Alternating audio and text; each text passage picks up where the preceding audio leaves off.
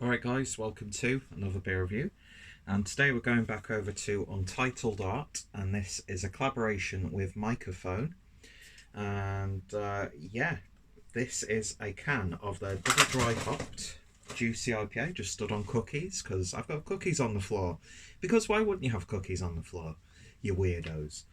But yeah, so juicy double dry hop juicy IPA, and clocking in at 7% ABV. This is version form. I'm not sure if that's in relation to the artwork from Russell Balliet. I'm not sure if that's how it's pronounced, but yeah, very striking indeed. And it seems that my niece might be a bit of a con artist, because or is it the other way around? Anyway, terrible art-related joke there. I just got that up because I was going to use it to help for the thumbnail of the video. But yeah, Untitled Art. I've had a couple of beers from these guys, and they were all, well, both from the, as with this, the Mikkeller Beer Club box. So, blah, blah, blah, referral link is down below. But yeah, beautiful artwork on this.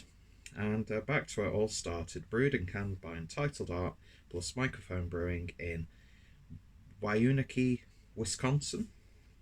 I'm not too sure if that's where Mikerphone are from as well, but I've had another collaboration between these two guys. I think it was like a coffee porter, or no, coffee stout or something like that. I can't remember. Anyway, looking forward to this one. Got some pizza on the go. It's a bit of a lazy Saturday afternoon. It's National Donut Day, so we'll be going picking up some donuts as well, because I'm fat, and if there's any excuse that's valid, it would be, oh, it's a specific day for a specific food you like, so don't judge me. Anyway, beer in the glass then, and that is pouring really nice, actually. That's not what I was expecting, to be honest.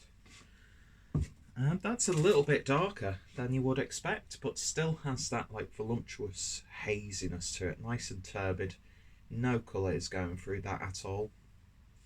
It's sort of like what I'd imagine, and this is going to sound really pretentious, what mango chutney would be like if you put a load of cayenne pepper and mixed it all round.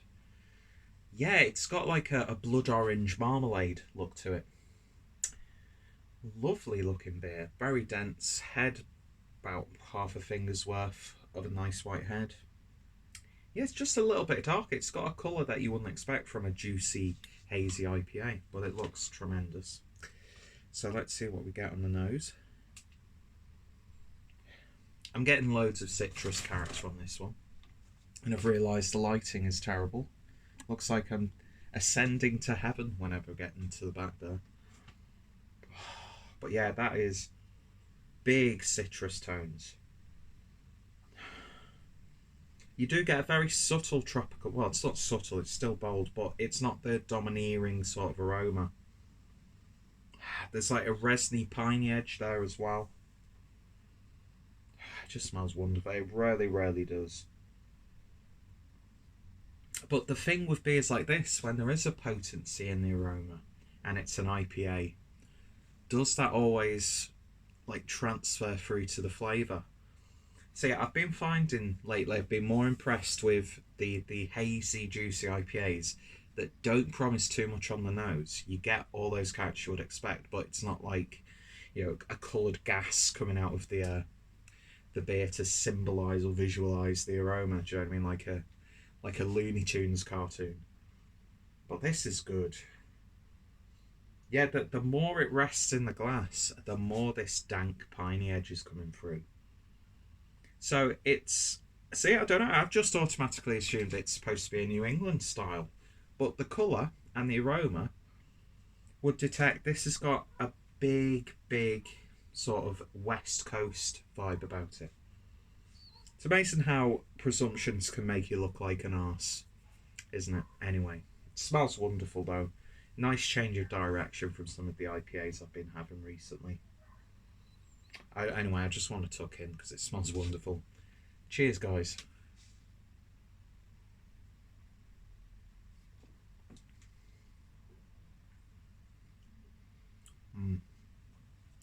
And it is a big sort of West Coast danky piney IPA with a little bit of fruit in there. It's got a big sharp lime character coming through. The body is... it just sort of like disintegrates really quickly. It's not really carbonated, like where it fizzles. It sort of just goes in and then just goes... that's the sound it would make if there was audio.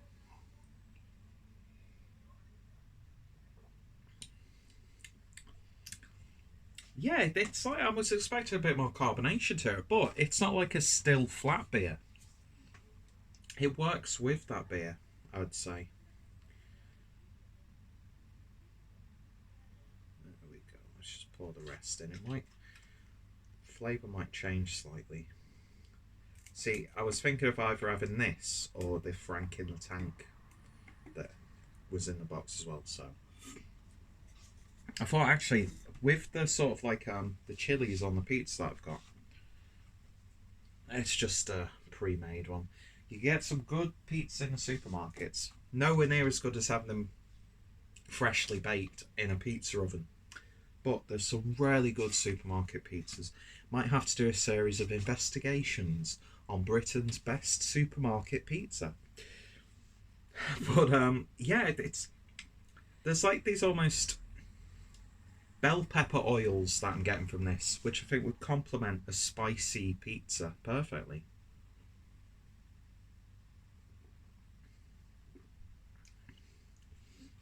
Loads of citrus fruits going off on there. I said, like almost like a lime character as opposed to like a lemon.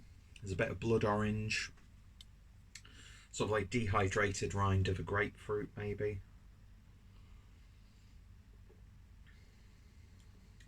Lovely bitterness on the back end. I think that the one thing that is slightly letting this beer down, which I'm not the biggest fan of, is the body of the beer. As I said, it's not like a watery flat beer, but it just feels like it's lacking something. I don't know what it is. Like maybe the conditioning on the beer itself. But it's still a tasty beer. It's something a little bit different. There are characteristics that I've not had in an IPA that often recently. It's not all about the big, bold, fruity, juicy characters. You do get that, but it's got loads of resin, pine, West Coast bitterness on the back end, which is really welcomed with beers like this. How many times do I say that sentence? There's almost very subtle passion fruit-like tartness coming through as well. It's interesting. Would I go out and get another can of this? Obviously, it depends on the price with a beer like this. I mean, it's a collaboration between Untitled Art and Mikerphone, so the fact that I'm getting to review this is a wonder in itself, and I am a big fan of what I've had from Untitled Art. I've got another beer, which I'll just get out, make this video even longer, which is a collaboration with Crooked Stave. And that's the Coconut Cream Pie Blonde Stout. Hello. Not usually a big fan of blonde stouts because I feel what's the point? But that sounds lovely. Because I'm a hypocrite and I'm a piece of trash, human garbage. But yeah, this is nice.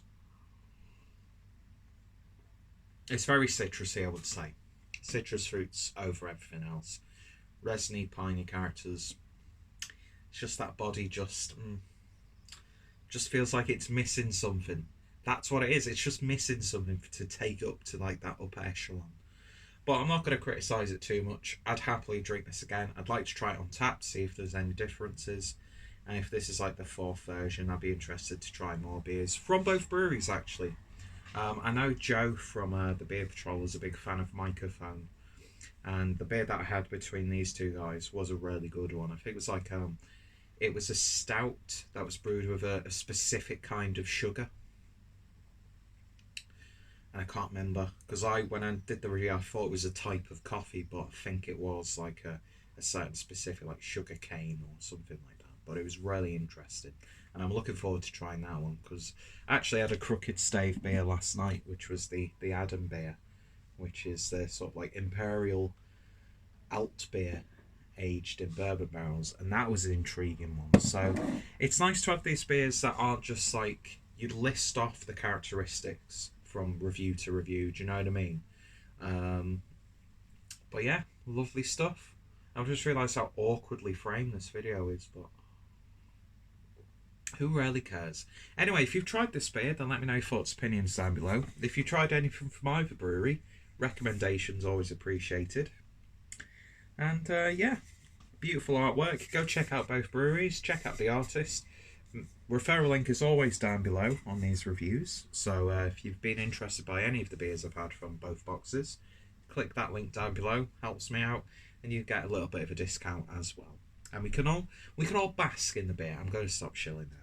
Anyway, in terms of a rating, I'm going to give it a 7.5 out of 10.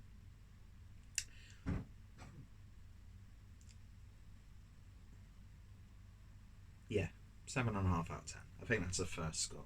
I wouldn't really go rush out to get another can, but if the opportunity presented itself, I would definitely give it another go. So if you tried it, let me know your thoughts, opinions down below. And yeah, thank you for watching, and I shall hopefully see you all later. Cheers.